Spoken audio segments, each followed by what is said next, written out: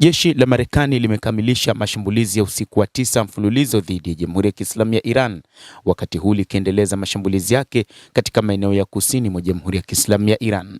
Kupitia kamandi kuu ya CENTCOM imesema kuwa imelenga vituo vya amri za kijeshi za Iran, maeneo ya ulinzi wa anga na uchunguzi wa pwani, uwezo wa baharini, maeneo ya kurushia makombora na ndege zisizokuwa na rubani na mitandao ya mawasiliano. CENTCOM imebainisha kuwa mashambulizi hayo yamehitimishwa Julai 19 saa 10 jioni na zilifanyika ili kupunguza zaidi uwezo wa Iran wa kushambulia meli za kibiashara na mabaharia wa kiraia wanaopita katika mlango wa bahari wa Hormuz.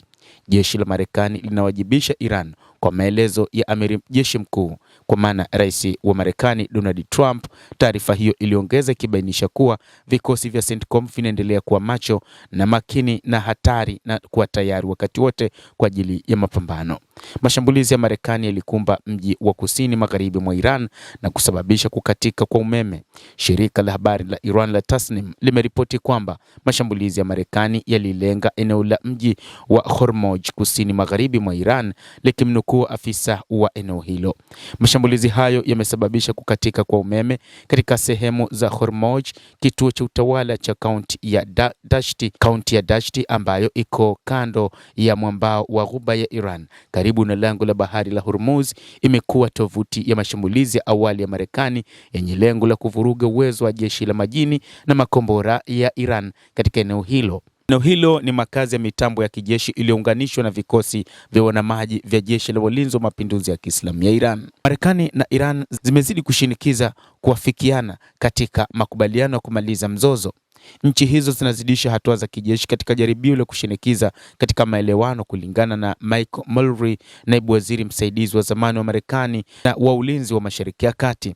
Akizungumza na shirika la habari la Al Jazeera, alieleza kwamba wakati Washington awali ilizingatia uwezo wa Iran wa kufunga lango la bahari la Hormuz, sasa inapanua malengo ya miundombinu ambayo imeundwa mahususi kukata serikali kiuchumi, mkakati ambao aliuelezea kama kutumikia lengo sawa na kizuizi cha majini.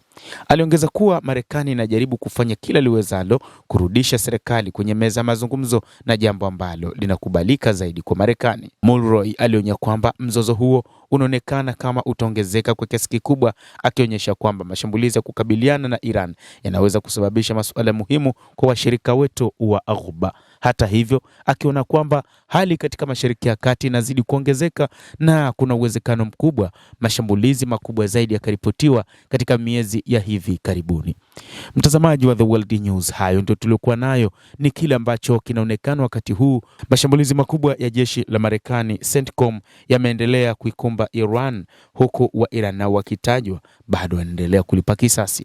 Endelea kutufuatilia nasi tutakujuza ni nini ambacho wanakifanya wa Iran katika wakati huu wa vita kati yao na Marekani. Naitwa Damu Hussein, endelea kuwa nasi wakati wote, endelea kutufuatilia.